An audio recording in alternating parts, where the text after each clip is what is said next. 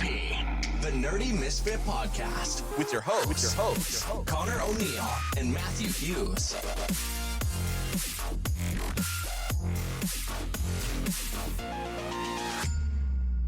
What is up, fellow Misfits? And welcome back to another episode. The Nerdy Misfit Podcast. Last week we did a tier list of One Piece. So Connor thought, why we not should take do on another tier list? Why not take on another behemoth? Because I think it's fair to call One Piece a behemoth. Yeah, Yeah. I think that's an understatement, but sure. And here we are. We're gonna cover another behemoth. And what's this one? It's the MCU. Marvel Cinematic Universe. Bum, bum, bum, bum. So once again, for anyone who is following or wants to follow along and create their own, we will put the tier list maker that we are using in the description below, as well as feel free to follow us on our Discord, join in, and put your tier list and let us know how wrong we are or how right you are, depending on how negative or positive you want to feel. Yeah. That being said, this tier list is relatively in order, it looks like. Yep. Maybe a few hiccups. Same Like year, different order. Yeah. But Overall, it's pretty straightforward. it's pretty straightforward. It does, in fact, go all the way. I believe this is Secret Invasion at the bottom. Yep, goes to Secret Invasion. So it does include MCU shows. Everything up until Loki, which premieres next week. Oh, fun fact. Loki season 2 premieres out next week. First week of October, I There you believe it go. comes Fun- out. there you So go. this is perfect timing. Perfect timing. And this is just going off the basic grading system that this tier list had, S to F. And do you want to kind of go off what we're going to be looking at, Matt? Yeah, so when we review the shows and movies, probably just movies today, because I don't think we're going to get to the shows. But the big things we're going to be looking at is the movie as a whole. Was it good? Was it not good? Characters in the movie. Was there certain characters we love that they got introduced? Characters that were kind of lame from comic book perspective in the sense that they were badly adapted. And then later throughout the connection to the overall MCU. Yeah, I feel like we've talked about this in some Yeah. of our discussions of the MCU. Our and favorite just and least favorite films DC and films stuff, and yeah. whatnot. But if you're going to have a cinematic universe that is all in together and relies on each other to build something, Yep. you Yeah. can't quite isolate a movie. Yep. We're going to give it a fair shake as isolated movie. Yeah, We'll consider that in the grade. But exactly. there's going to be a few that Yeah. maybe you enjoy that Matt is going to be hella harsh on. I'm just going to say 100%. Right, There's certain ones that I'm going to be like, this is garbage. I'm just going to say right we now. all know. Matt We all will know. hurt some of your feelings. He is definitely pretty good at being very harsh at Yeah. some of the MCU films. Not that he Exactly. thinks necessarily the movie might be bad, But there's reasons. And but he will we'll rank get it a there. lot lower than maybe if Exactly. you were to rank it by itself. Yeah. What we're going to do too is after the discussion, we're going to rank them. And then once we're done this entire thing, we may rearrange some things. Yes. This one, unlike One Piece, we're not going in with two separate tier lists. We're just going through We're just- one. We have relatively similar tastes when it comes to the MCU, I believe. Yeah. So I feel like we're, if anything, even One Piece for the most part, we're so far Relatively- we've only been one tier or so Off. This is worth noting. We've also at this point recorded the second part of our One Piece, so we've done a lot of. We're experienced now at doing these. We're experienced with the tier pros. lists. If you We're haven't checked out professionals. our tier list from our Halloween special last year, you can go check that out. That's true. We'll have to do something else as Halloween's Yes, approaching. we do. Yes, we will have to think of that. We'll have to think of something. Anyways, so let's start without with the further beginning ado. of the MCU, which is the Iron Man Iron movie Man. coming out in May 2nd, 2008. I think this is fair. Right off the bat, I'm putting it as the tier. beginning of the MCU, definitely a solid. I feel like they hit every mark they needed to hit. Okay. And by that, I mean, the story was good. Yep.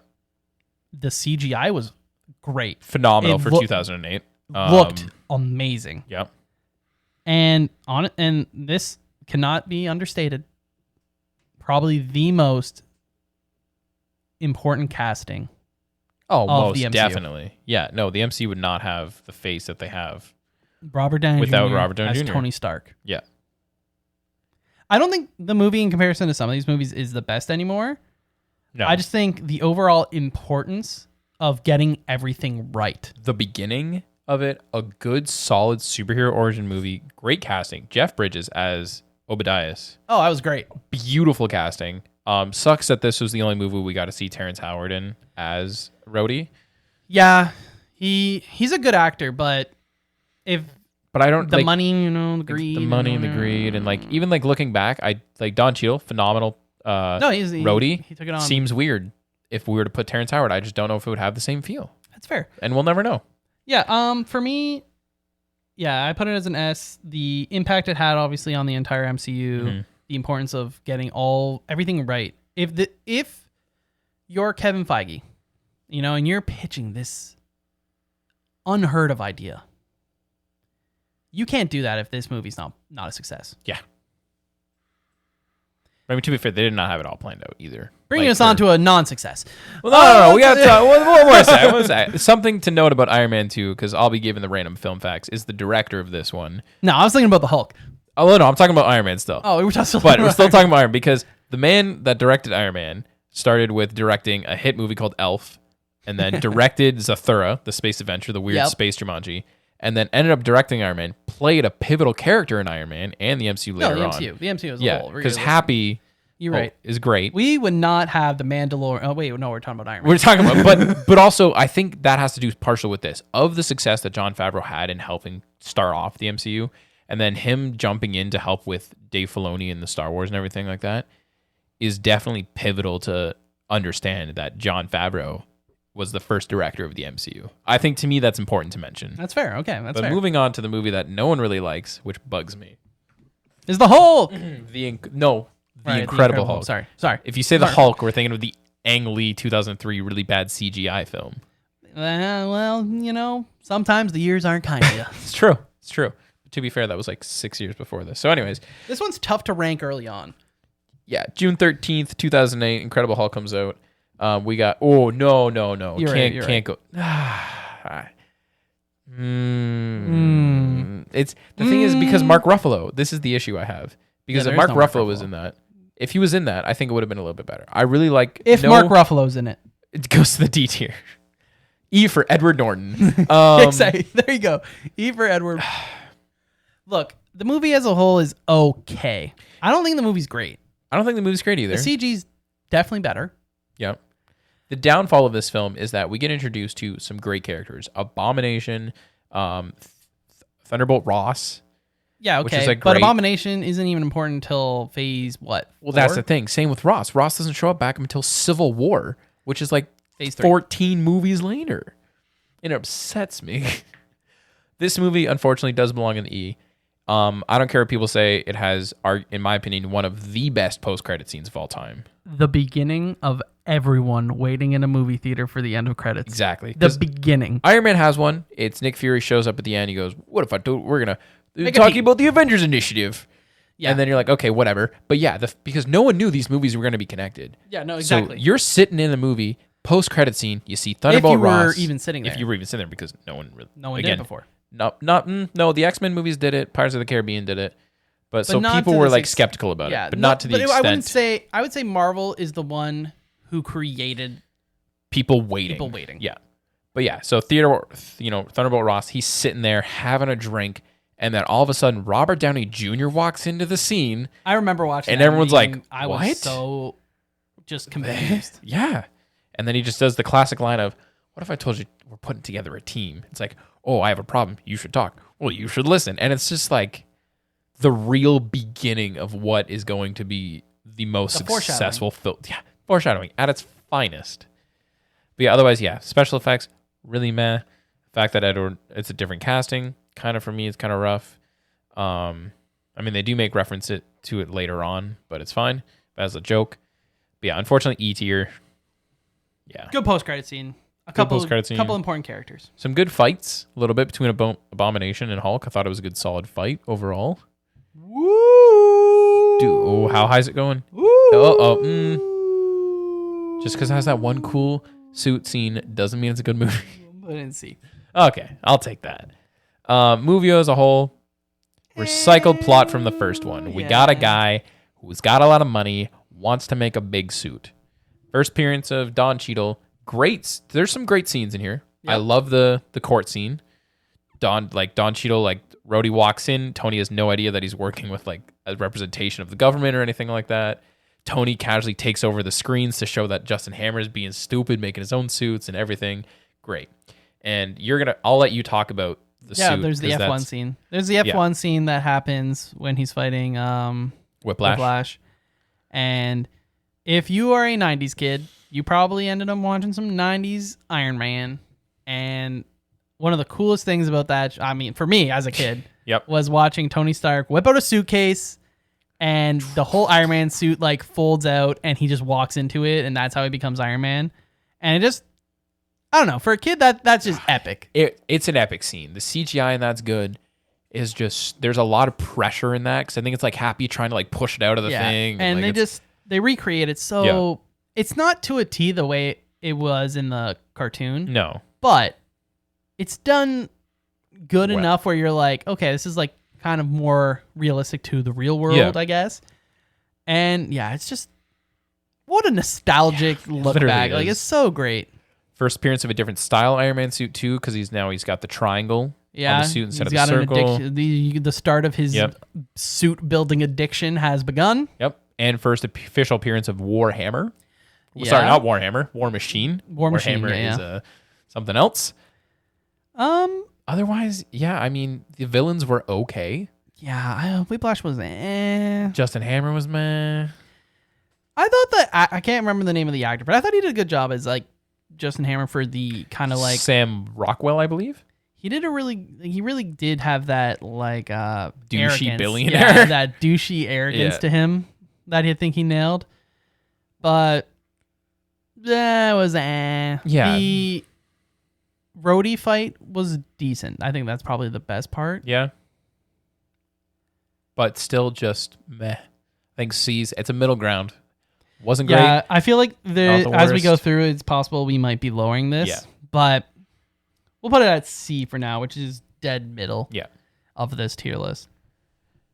Then Going on to Thor. Yeah. Actually, we should talk about the post-credit scene. Yeah, post-credit scene, Iron Man 2 was just the Thor hammer being in the middle of a desert. Also important that we didn't really talk about in the first Iron Man, but Phil Coulson becomes a reoccurring character. We see he randomly leaves in the middle of the movie. He's like, oh, I got to call New Mexico. And just that is true. Dips. The name drop of properly named S.H.I.E.L.D. at the end of strategic, Iron Man 1. home intervention, something, logistics division. Can't remember what the E stands for. But anyways, no, Phil Coulson coming back, which is a big thing. Because he pops up, I think, at the end of the first Iron Man, right before the press conference, because he's trying to talk to Pepper Potts. He's the one giving Tony the appropriate cards to use to explain everything. Exactly. So that's important things. And you just get more of Tony's backstory with his father and stuff too, and bringing back the Stark Expo. Easter eggs that aren't really important. We see the first Human Torch outfit, which is just at the expo and stuff as well. That's basically about it. That really, again, it's just the fact that he leaves. But this is important. The reason why I say this is because they bring back the Stark Expo. It's important because we see in another movie characters going to the expo in the past, which kind of just like brings things together. Brings things just a little bit, connects everything. But moving on to Thor, which we get the post-credit scene, Hammer in New Mexico. I can't. Laptop, not a real mouse. Okay. I feel like it will be lower. Yeah. Not much lower, but in terms of the Thor movies, was Thor Ragnarok pretty good? Yeah, it was great. But at this point, we don't know. If you're someone who's new, you don't know who Thor is. Yep. I feel like this was a very solid introduction to Thor. Solid to his kind of mythos that he brings to the MCU, Asgard and all that jazz. And kind of, in a lot of ways, Thor ends up being one of the largest has some of the largest character development through the MCU. Yeah. Because think about where Thor is in Thor 1. To where he is. To where he is now. Thor, Love and Thunder. He adapts and changes to the human realm throughout all of the films. You know what I mean? Because phase 1, for the most part, Thor is still Thor. He talks like a Greek god. And then you skip all the way to the most recent Thor movie. And it's a joke. man's just a memer. Just Fortnite memer. Yep. Fortnite gaming memer with a rock guy. So I do think this is a really great entry point of introducing Thor, introducing the reoccurring characters that also are in like the Thor bubble. Yep. That's how I think we should talk about. There's like the Iron Man, since we can't say universe because they're all part of the same universe, but the Thor bubble characters. A lot of them are introduced. Jane Foster's introduced, who obviously is important. Warriors 3, Yep. Sif. Yep. Actually, there's a lot. The seer guy, I can't remember his name. The one who ends up doing all the teleporting he's pretty important. Oh, Heimdall. Yeah. Yeah, played by Idris Elba. Great So cast. a lot of important. Yeah. Some fun Easter eggs, I guess. Just like we get the mention of Thor's actual human name as a just Easter egg. 'Cause in the comics, his name is Donald Blake. He ends up putting a name tag on that says that, and Jane Foster's like, "Oh, it's just the name of my ex-boyfriend." And it's just a really random Easter egg, but again, still there. Casting overall, like Heimdall, Odin, Tom Hiddleston as Loki. That is pivotal. Obviously, we have a Loki TV show. Like People love Tom. Yeah, phenomenal casting. Like you said, the evolution of Thor because he's speaking the oldish English and stuff, and it's really cool because this is our first time where we see otherworldly things of like the frost giants, and just more exploring other stuff than just America. And of course, really good casting. Yeah, all around. Chris Hemsworth Solid casting. ends up being the first Chris of the MCU. Yep. And he won't be the last. Great director too. It was Kenneth Branagh. I'm gonna butcher his last name. You may know him from various things. He played Hamlet a couple times in live actions. He played this character named Gilderoy Lockhart in Harry Potter. He directed the Cinderella movie. He did this. I'm trying to think of the other big things he did as well that are on the top of my tongue. He was in Oppenheimer. I'm really butchering, but he's become a director for a lot. He does Haunting in Venice. He's in the Murder on Orient Express movies, The Glass Onion. Oh, nice. I believe he's in The Glass Onion. I don't think he's in The Glass Onion. He's on Death on the Nile. That's the movie I'm thinking of. Murder on Orient Express and Death on the Nile. But anyways, I digress. Okay, moving on. Moving on to post-credit scene. Do you want to, should we handle this also, like when we start putting things in the same tier list, do you want to put them in proper order of how we feel about them? Yeah. Okay. Yeah. Just because I feel like we might have someone in a similar tier list coming up. So that's fair. With post-credit scene for Thor, before we move on. Of course. It's just, we see Eric Selvig I think they're in S.H.I.E.L.D. or something at that point, and he's got like the Tesseract, and he like looks over and he sees the reflection of Loki instead, and it's like the big thing of like, what the heck's the Tesseract? And like, what's Loki doing? How does Loki, back and everything? Just Loki things. What's Loki doing? Just Loki controlling people. It's the huge. But yeah, moving on to Captain America, the first Avenger. Is not going to let us. Okay. Yeah. Pretty solid casting. Pretty good story overall. How Captain America became Captain America. Yeah. The story. Thought the ending was pretty good when he gets back into like present day, like after they find him and everything, and how like Nick Fury kind of just like ties it all together. Yep. Just pretends that he's waking up back up in the 1940s. And then it's just a fun conversation of when he walks outside, sees everything, and just Nick Fury shows up. He goes, "A lot has changed there, Cap." You're like, oh boy. Yeah, it is pretty creative that they wanted him to wake up in a comfortable situation, and then that backfired because he got rid of that real quick. Red Skull, great villain. Looked great. His mission, everything like that, gives part. I almost want to. I think B is really solid. It's like a B plus, not quite an A, because it's good lore building for the Tesseract. Yeah, it's like upper echelon B tier. Yeah, like it's great on that aspect. Agent Carter, she was big. She got her own show for 2 seasons, which I'm looking at this list now, and some stuff is not on here. For like Agents of S.H.I.E.L.D., Agent Carter, which I'm okay with. Yeah. This is just core MCU stuff. Okay. Yeah, the display turned off for us. Sorry. Just very solid film. Tells the story. At this point, we were still doing origin stories. Remember? Yeah. Remember, Marvel ended up saying no more origin stories, which they've actually gone back on because they have done origin stories. Not in the movies. True. But yeah, it was just honestly couldn't ask for just a better. This is Captain America. This is who Captain America is. This is how I became Captain America. And yeah, you'll see him as Captain America. Yeah. Post-credit scene was just a trailer for the Avengers, basically. Which is what we'll jump into next. Well, the Avengers. Now, this may be controversial.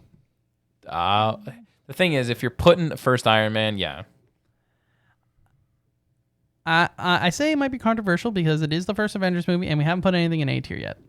Mm-hmm. But for me, now I don't know about you, but for me, other than Endgame, this is the best Avengers movie. Yeah. That's just my opinion. Feel free to disagree. But I feel for the most part, all of the Avengers movies, except for Endgame, are trying to recreate the magic of this film. Interesting statement. Do you not think that that's the case? I don't fully agree, but I can see how you came to that. But we'll get into that when we review those Avengers I'm thinking movies, but we try and do long shots that are not with no cuts. That's more of a directorial thing, yeah, too. that's a Having the same directorial thing, to be director fair. for multiple Avengers films does impact that. But bringing on, obviously, this is the first take one of let's bring these characters together to a point. Josh Whedon, baby. So obviously in this movie, we've seen Iron Man. We've seen Captain America. If you're unfortunate, gosh, you saw Hulk. We didn't talk about the fact that Black Widow was introduced in Iron Man 2. Oh, yeah, That's a... Whoopsie. Huh. Important character introduced in Iron Man 2. Just so you know, Black Widow, Scarlett Johansson, great cast. Okay, so... Anyways, moving on. Back to Avengers. 4. Yeah. We've seen all these movies. We've now seen all these characters. We've seen some foreshadowing saying there's a team. Yes. But we haven't had an event where a team is perhaps needed. Yes. In fact, Tony was not available for this team because Nick Fury thought he was incompetent and so on and so forth, and he's an idiot. And yeah, the Tony Stark has a lot of negative character traits that aren't great for a team environment. Exactly. Anyways, and here we are, the Avengers, which led by Iron Man. What? Technically led by Nick Fury, Bill Coulson. But yeah, all these characters we've seen before: Black Widow and Iron Man 2, Iron Man his own movie, Thor on his own movie, Captain America his own movie. Hawkeye had an Easter egg in Thor because he's in a tower ready to shoot, and it's just like stand down. You're like, okay, cool, whatevs. First appearance of Maria Hill. I believe Not sure if she's been in this She movie. may have had a quickie in one of them, but definitely Maria Hill finally in the movies. Kobe Smulders. Beautiful. Again, Loki returns, and he is now a class event. Yeah. See what I did there? Avengers A. Anyway, so yeah. Big thing too is getting Avengers Tower. Yeah, Avengers at this Tower point is good. There's some really good dialogue. I mean, it's actually hard dialogue, but it's the scene when Loki has like everyone under control and Cap shows up and he goes, "The last time I saw someone standing up there like this," it's just like, oh wow, they said that. And then that whole scene just gets taken over by Tony Stark jumping out of a plane, blaring music. I think that's also the shot when Pepper Potts kisses the helmet and just throws like the helmet or something out of the plane or something. I can't remember. Yeah, I think you might be right. But and then some cringy lines of like, Does mother know you wear her drapes? The whole Shakespeare in the Park thing. But it's also this one also has a lot of introduction of, not that the others haven't, but this one has a lot of that classic Marvel humor. Yes. You think too, there's like a serious note, obviously the fighting, the first of what will become many alien invaders. What? But I think back to stuff like, you can't touch me, I'm a god. And then the Hulk begins to absolutely dummy Loki. Dummy him. Other fun notes of just Tony and Bruce talking, and then Tony just starts to like zap him to try and get the Hulk out. More serious notes too, like we see Mark Ruffalo talk about like how he's dealing with trying not to be angry and stuff like that. And then we have the grand old cringy line, "That's my secret, Cap. I'm always angry." And just a solid film. Once again, the CGI just is unreal. I believe at the time this was the fastest to $1 billion. Around there, yeah. Very hyped up film. 2012. Did very well. Yep. And yeah, I felt like they did a really good job of handling having a lot of different characters, a lot of moving parts. And the story still felt good. Yeah. And then we get the 2 mid-credit scene and post-credit scene, which is where they started having 2 mid-credit scene. Thanos turns, smiles at the camera, and you're like, "Oh, there's a bigger guy." Yeah. So at this point, I feel like it's safe to say when you first see that, you're kind of like, "Does that mean the next Avengers is we're facing?" Yeah. And if you've read comics, then obviously you know the threat that is Thanos. So Yeah. you're kind of like freaking out at this point. The Titan God. So yeah, so mid-credit, and then the post-credit scene was more of a joke, which is just them going for shawarma. Yeah. Which, fun fact about that, if you watch Captain America, is just his fist. He's not actually eating. He's holding his hand over his face. Because he has a beard or Because something. he has a beard, because he was shooting a different film at the time, and he didn't shave for that particular post-credit scene. So literally, he's just sitting there with his fist covering his beard for the entire shot. Fun fact. Fun fact. All right. Begins phase 2. Yes. Somehow they lived and got through phase 1. Kevin Feige is a genius. Yep. At this point, he's made Disney a lot of money. Lots and lots of money. And you know what Disney loves? Money. So the investment continues into the Marvel Cinematic Universe as we begin into phase 2. Starting with Iron Man 3. where are you putting it? Just put it where it needs to go. Thank you. Definitely the weakest of the Iron Man films. Yes. Although I feel like we're gonna get hate for putting it this low. I just I want to let do you know really love that one scene. Well, I love the nanotechnology Iron Man suit. Okay. I think that is sick. Yep. That being said, everything else in this film is just so meh. Yeah, this failed plot because Extremis is such a bigger thing in the comics. There was a mid-2000s show about it. Like, this whole thing was like a good build-up. And if you've watched stuff, obviously Mandarin is a crazy villain in terms of importance for Iron Man, but also an extremely racist villain. I think that's fair to say. And you can't really do the Mandarin now. He's not a very PC villain to have. And in my opinion, they kind of should have just avoided doing the Mandarin. I agree. I want to see Big Bam Boom. This was the beginning. I want to see a CGI dragon. I want to see them fight a dragon. Literally, though. And there's been Easter eggs of Fing Fang Foom, but it's irrelevant. Yeah. Well, okay. So the importance also- of the Mandarin is we do obviously end up getting a movie that actually has The Mandarin quotations. Yeah. And the importance of the 10 rings, which if you're someone who maybe watched Iron Man in the 90s on the cartoon, you would know the Mandarin and the importance of his rings. So it's cool, I guess. They kind of fix it in that way where we're like, oh, no, there is a Mandarin. The big and the thing- post-credit scene, obviously, fixes that a bit. No, not for this one. It was the movie. Oh, yeah. Remember, there was this short film, All Hail the King. This That's is my what fixes big beef about this, is that you shouldn't have to have a short film To fix something. to fix something in the movie. Yeah, the movie should have done it. Whether Exactly. even if it's even in the post-credit, like something to fix Because it. even like Incredible Hulk, as rough as that movie is, post-cream was good. Yes, there's a short film that helps explain that.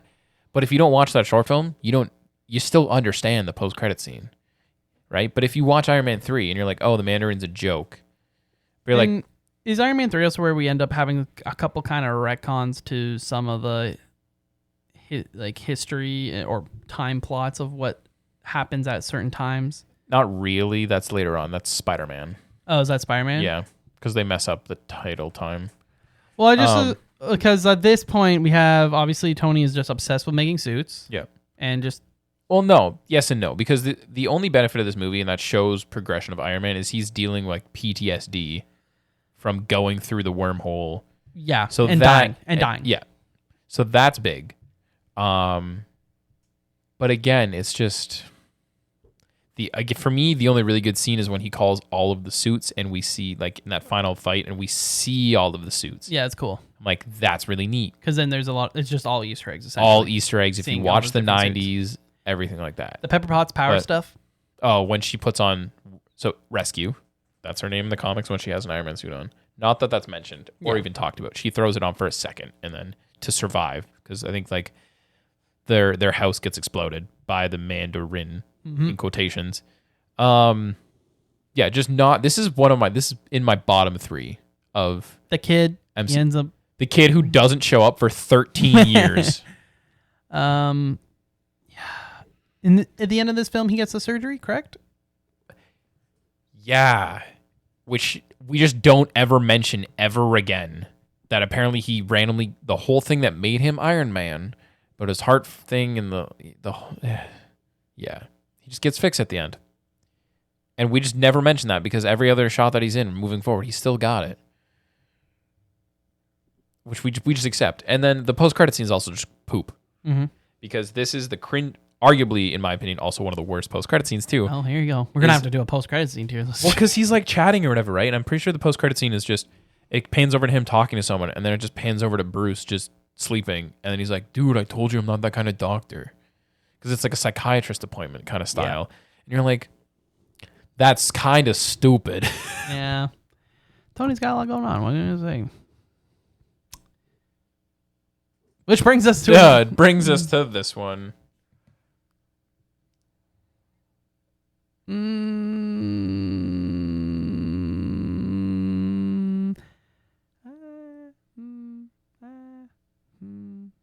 What do you think, Matt?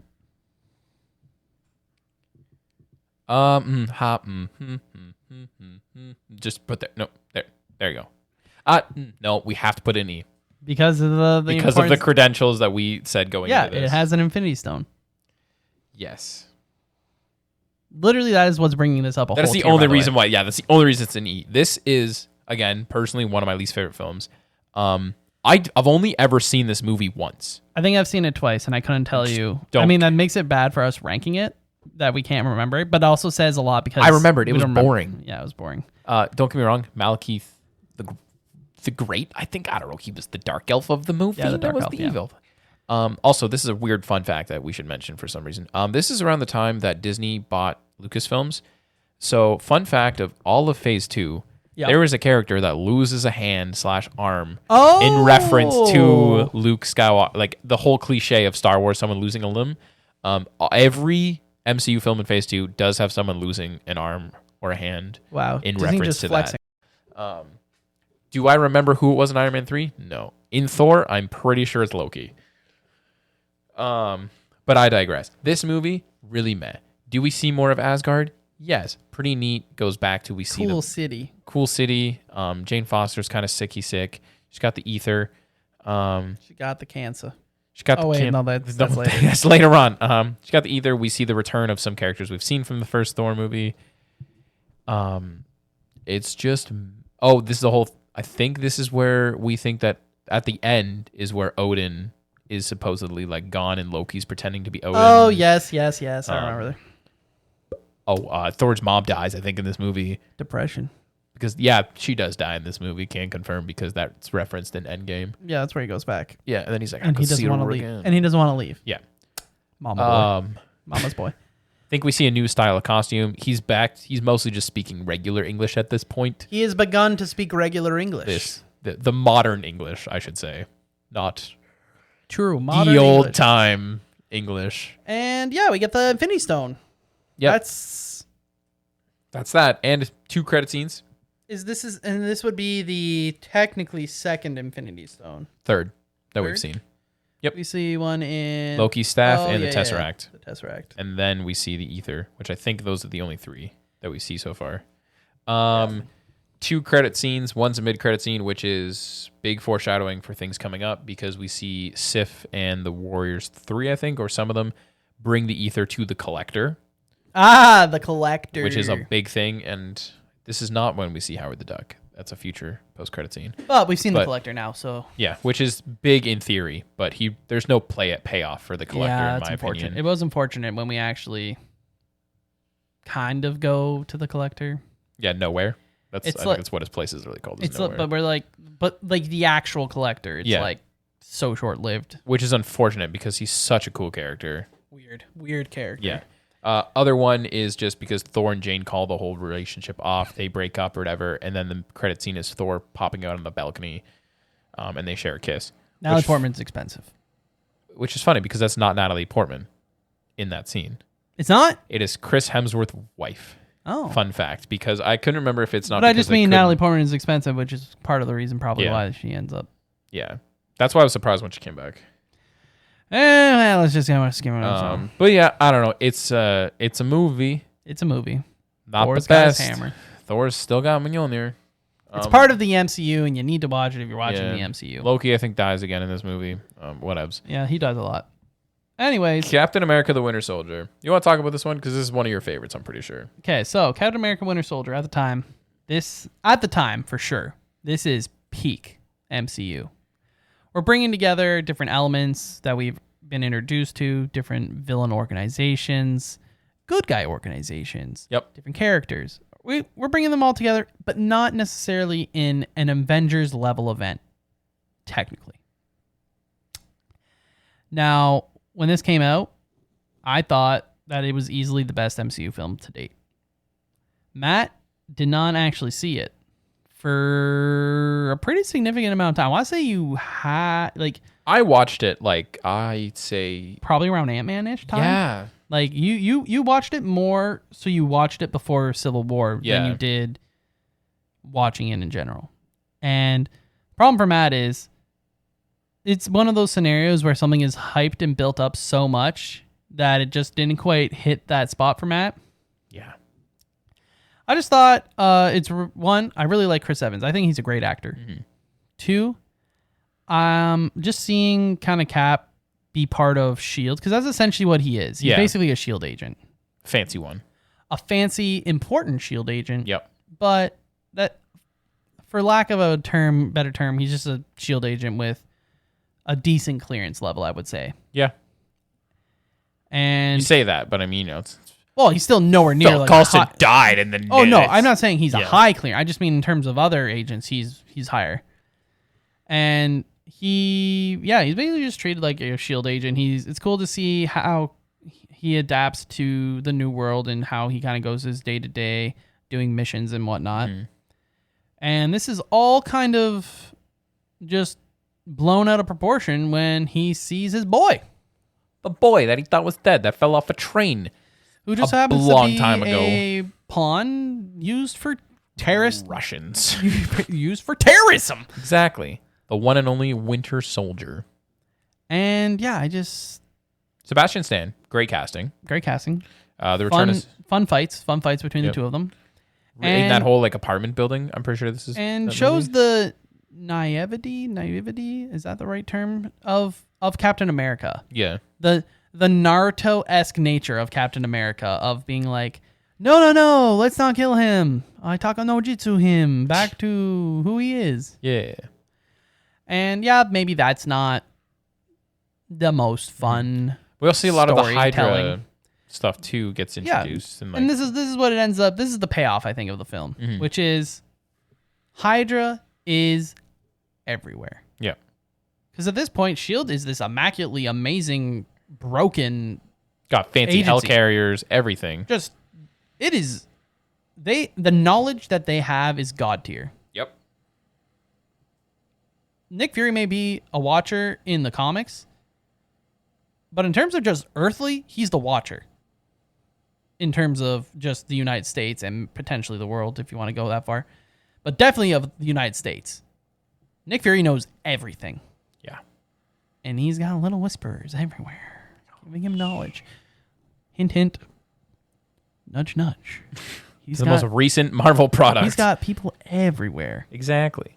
And Does this have the elevator scene? This is the elevator scene. yeah, this has the Yeah. And turns out there are moles Everywhere. Hydra is a virus, and it has spread throughout the entire S.H.I.E.L.D. agency, through the entire U.S. government, through world leaders. They have got their hands in all the cookie jars.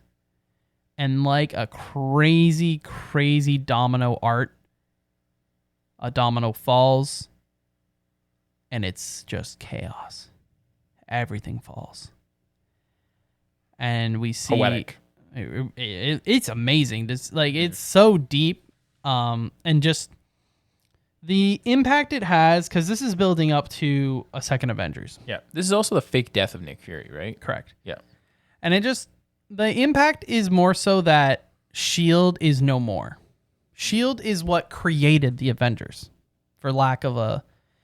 There is no Avengers without S.H.I.E.L.D. And with these powerful meta-human pawns, I'm going to call them chess pieces, because that's how Nick Fury basically treats everyone. Yep. You do need that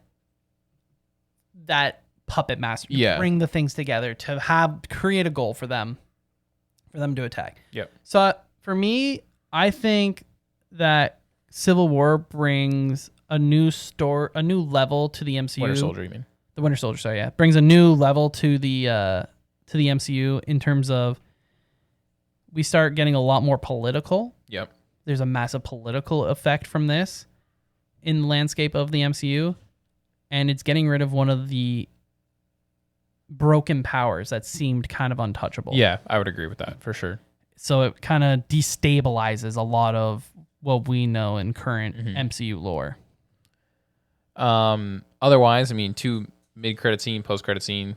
Mid-credit scene, big foreshadowing for Age of Ultron, which was the Scepter. Some people have the stone, and you see a cell of Scarlet Witch and Quicksilver. And then the other one, which is just, I think is the cherry on top for this film, seeing the character development that we see throughout this film, is just Bucky incognito, classic MCU cognito of a baseball cap and a sweater. That's go-to look, by the way. It's not my go-to look anymore. And then it's just him in the Smithsonian reading the remembrance thing of Bucky Barnes. Oh, yeah. Which is just, I think to me, that's just a little bit of Well, cherry and there's because Captain America's story, and like you see him in there too. Yeah. And he's like, doesn't he end up using that old suit too, I think? I think he goes back there and steals the suit. I don't know if he steals it, but he definitely has a small resemblance style to that suit. No, I think in the movie, he doesn't have like his cap suit and he needs a suit and he steals the cap suit from there, I think. From the museum because he needs to put something on. And obviously it fits because it's his suit. Yeah, exactly. I think that happens. But yeah, that's a pretty cool scene. Because S tier. He's still definitely affected by the fact that he's alone now. Yeah. Captain America, like Bucky, when he sees Bucky, it's truly the only thing really left from his past. Because did we see Agent Carter die at this movie? I think that ends up. No, that's Civil. That's Civil War? Yeah, because there's still had to be. So he's got two people from the past that are alive. Yeah. One of them who's old, his who he would have married, who is married someone else, has kids, et cetera, has grandkids, and is not going to be with him anymore. Exactly. And he didn't know at the time, but then Bucky. That's it. Those are two people. We also got to keep in mind that this is also Falcon appears. Yep. That's big too. The whole like on your left, which pays off later. Yep. With him like running, like Cap and him training. I can't Great remember. duo. Great. I mean, I guess on-screen the chemistry. three of them, honestly. The trio is phenomenal. Like great chemistry between the three of them. Another thing too is I think Agent 13 gets introduced in this film. I'm not entirely sure. I think she does. Yeah, I can't remember. I want to say yes, but because she's like the one that lives across from Cap. I just don't know if that's Civil War or Winter Soldier. I think it might be Winter Soldier. Yeah. But anyways, moving on because they set up everything for Age of Ultron. But instead of going right to Age of Ultron, we got to go into space first. Into what you could argue is one of Space Avengers. of the riskiest. Definitely. In the beginning, near the beginning of the MCU. 100%. And that's Guardians of the Galaxy. Curious where you're going to put this one to start. Well, let's talk about it a bit first. So we got Guardians of the Galaxy, which, looking at what we're building up to, we're definitely building up to Ultron, a new Avengers film of some sort.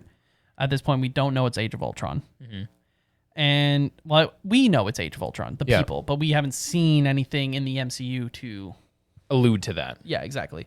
And then we have a movie called Guardians of the Galaxy coming out, which if you're not a big Marvel fan, you probably have zero clue who that even is at all. Yeah. I mean, and honestly, I would say if it weren't for Agent Venom being on the Guardians of the Galaxy for some part of the past, decade? That would have been around, 2014, 2015. I don't think anyone would still know.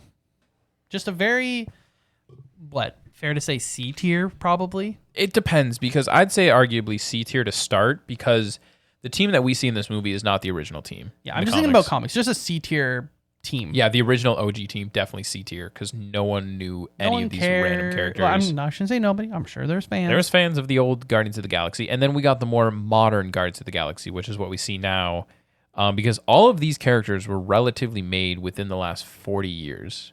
Yeah, they're newer age heroes. Yeah, the oldest character in comic form of the core 5 that are with the Guardians of the Galaxy is Groot. Yeah, because he was a bad guy. He was a bad guy. He was the Groot from Planet X, the last surviving. Oh, Planet X! And he was a kaiju monster. Because Marvel loves Marvel kaijus. love kaijus, but Marvel had a big kaiju run of different giant monsters during the 50s and 60s. But I digress. Yeah, so we have this interesting brand new It was cast. definitely a risk. Yeah, and didn't seem important to the current Avengers film, I would say, until we watched the film. Yes, and then we see that this film has some of the best OST. I'd move it up at least one more. Oh, I'm not done. Okay, good. And then on top of the OST being just Chef Kiss, I feel like a lot of people talk about that soundtrack being like that is the Awesome Mix Volume 1. Yeah, that is Chef Kiss. Exactly. We've got some pretty great actors. I remember when Chris Pratt. Yeah, when we first saw Chris Pratt cast it, everyone was kind of like, the guy from Parks and Rec.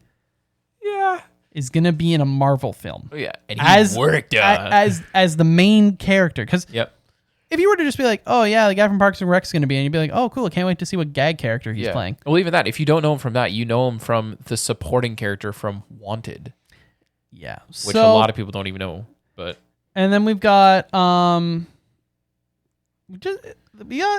OST, fantastic. People, some good casting, all around.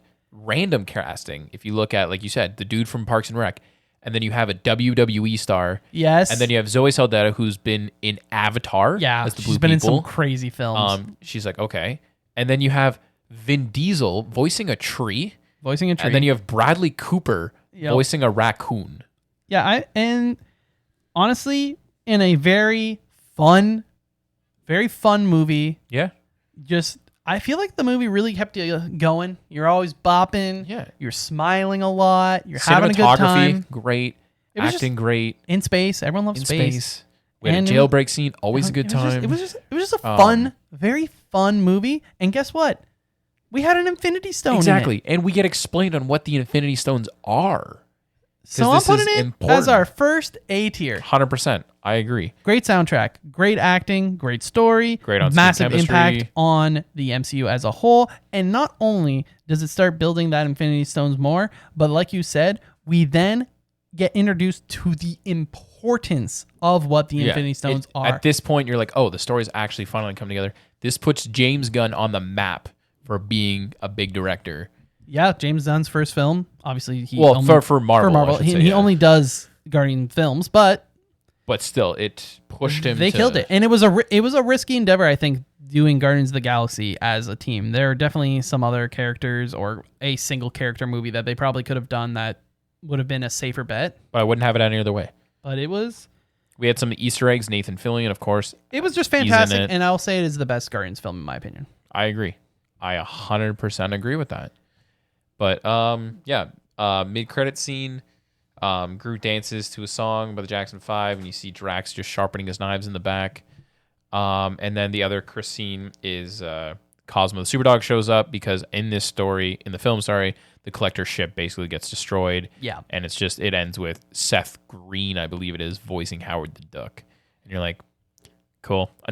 But it's like, you can't even be angry at this post-credit scene because it fits the chaos. The bill. Haha, Duck Bill. Of the film. Yeah, it just fits that like fun, chaotic nature. Exactly. Moving on to... And we go into what will be the final film we'll discuss for this. One more after that. Ant-Man is a part of Phase 2. Oh, okay. We'll talk about two more films, one of which is an Avengers film. Avengers Age of Ultron. It's tough. It's got to put D, I think. It's better than Incredible Hulk, but I don't know if it's better than Iron Man 2. Okay. I felt the movie dragged on a little bit. It was dragged on a bit. I think the real importance is just seeing how much the the impact of Avengers 1 still has on Tony at this point. And in the irony of him doing all of this stuff to try and protect the Earth has then caused him to create something that, or all this stuff to defend the Earth has now created something to attack the Earth. Yeah. Obviously, this is a massive divergence from the comics.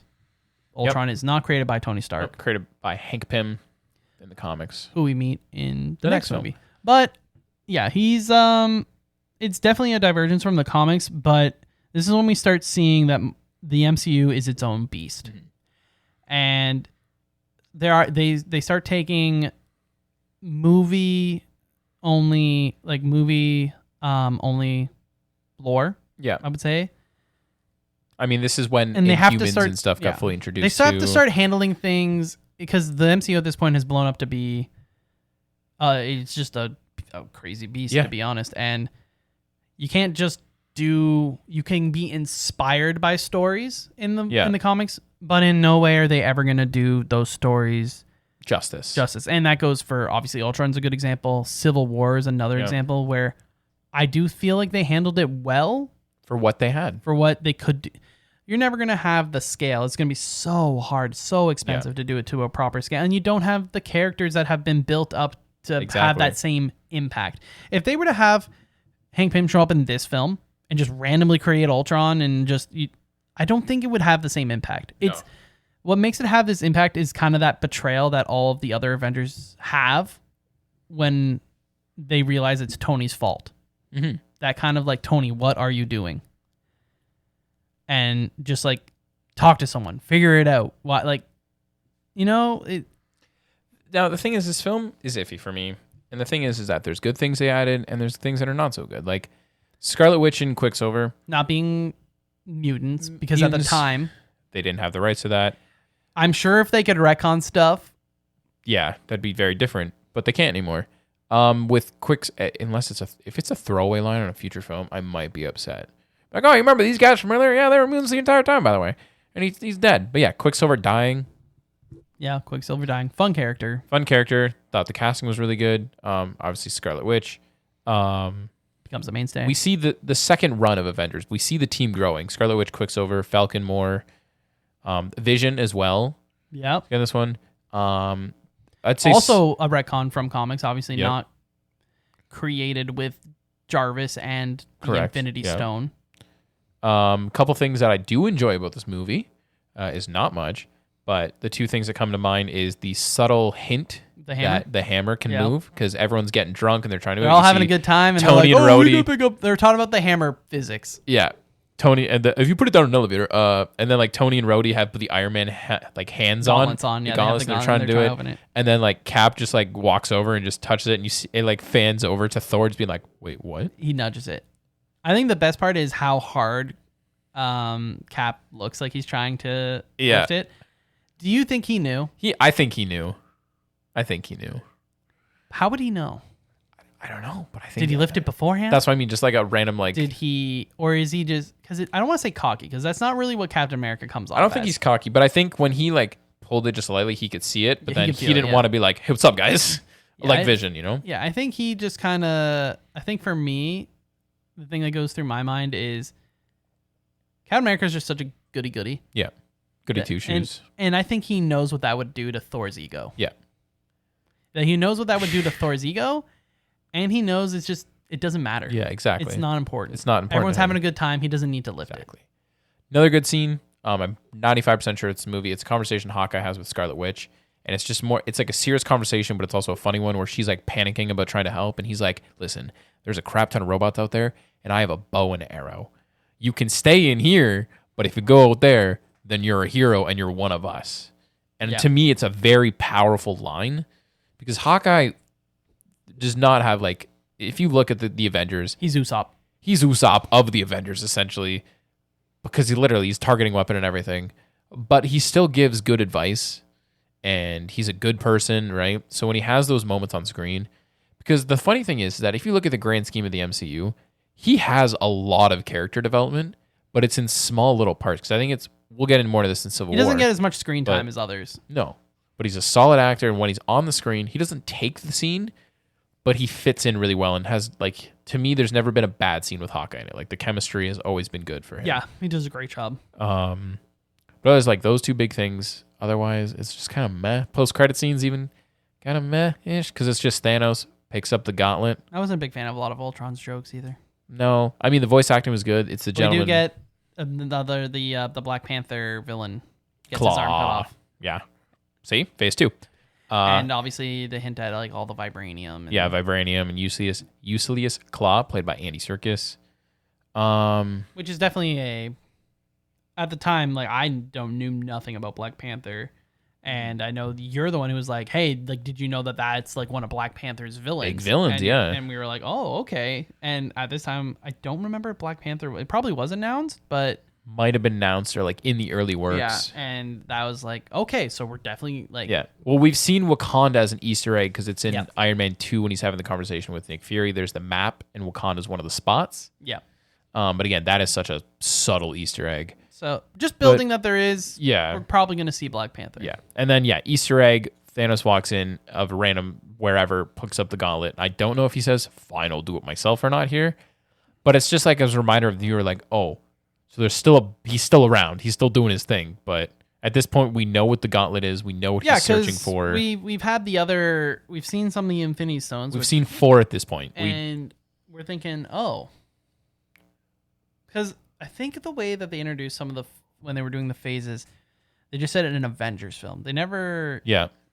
They don't specify till later when you first see the first trailer drop that it's Age of Ultron. And then that's when the question marks ping kind of going, what happened to Thanos? Yeah. And then obviously this post-credit scene happens and you're like... No, he's coming. You're like, oh, gee, there's going to be another Avengers movie.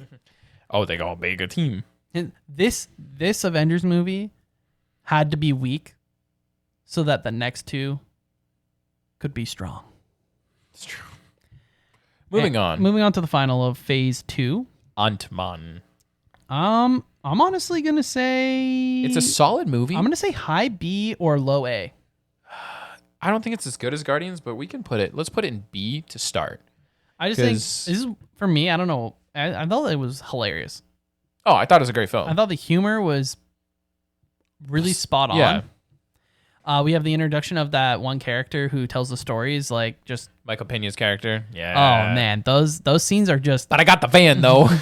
the any scene with him are just fantastic, and just it's hilarious that they're all doing something good, but they're all technically ex-cons.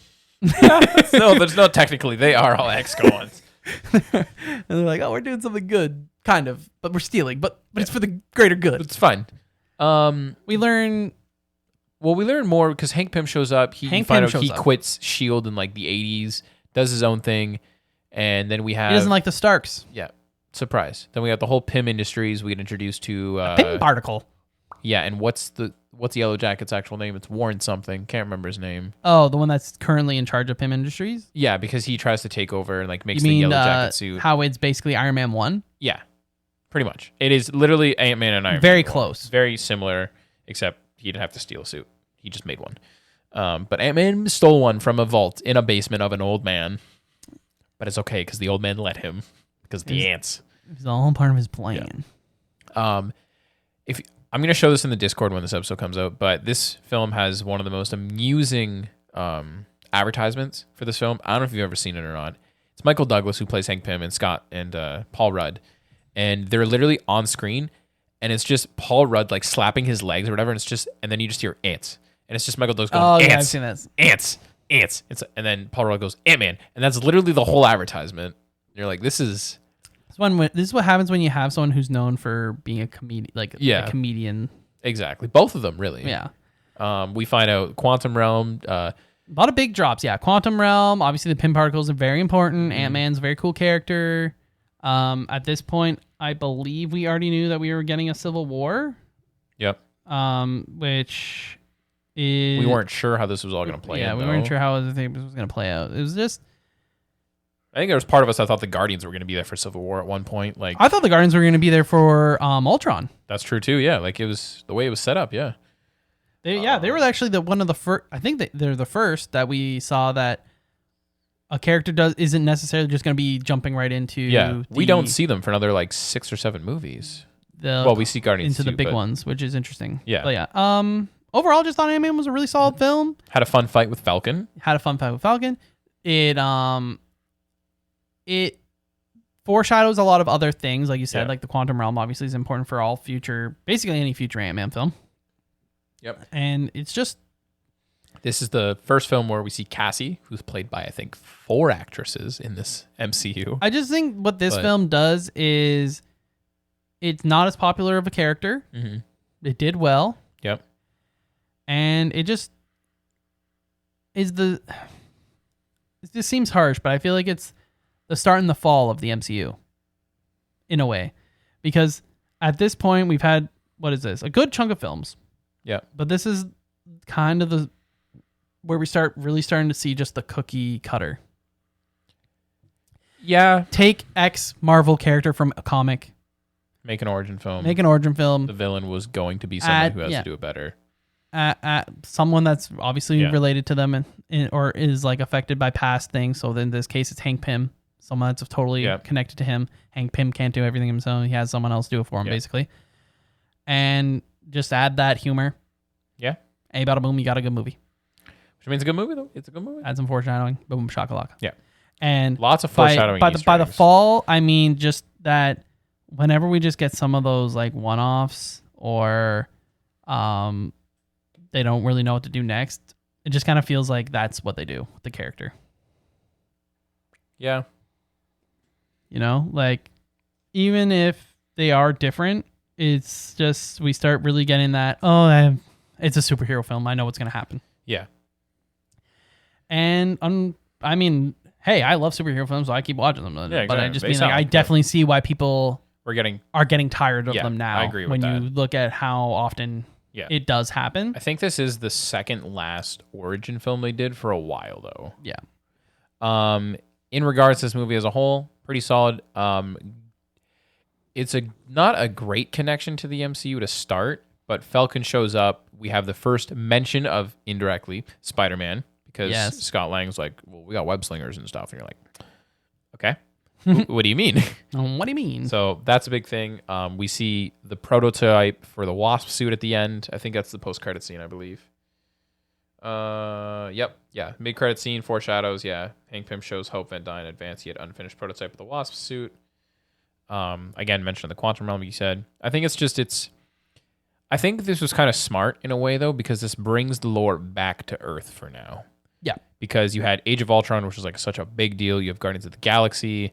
Like you had such bigger plot points. So this was kind of just like, we're going to take a break from S.H.I.E.L.D. being corrupted, space Avengers, and giant robots attacking the city. Let's just go back to one character doing his, figuring out his own thing. Exactly. So I think that's okay on that aspect. Mid-credit scene, like I said, Hope and Hank showing the prototype of Wasp. Another one was just a cut-down scene from Civil War where Cap and Falcon discuss what they're going to do with the trapped Winter Soldier, which is a scene from Civil War. Oh, yes. Yeah. Because it's the whole thing of like they want to talk to Tony, but they can't because the Accords and so on and so forth, which leads us into what we're going to be talking about on the next part of this series, which is not what we're going to talk about today, though, because we're going to wrap it up.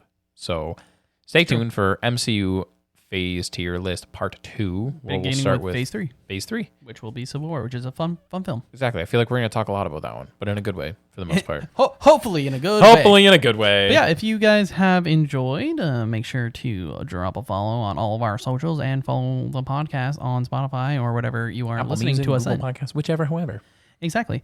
And let us know what some of your favorite films are, where you would rank them. Tier list will be in the description. Once again, we mentioned that.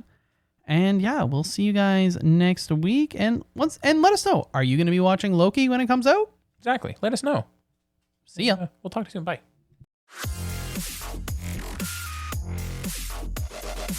TNMP, the Nerdy Misfit Podcast. Don't forget to join the island by dropping a follow. Thank you. And see you next week.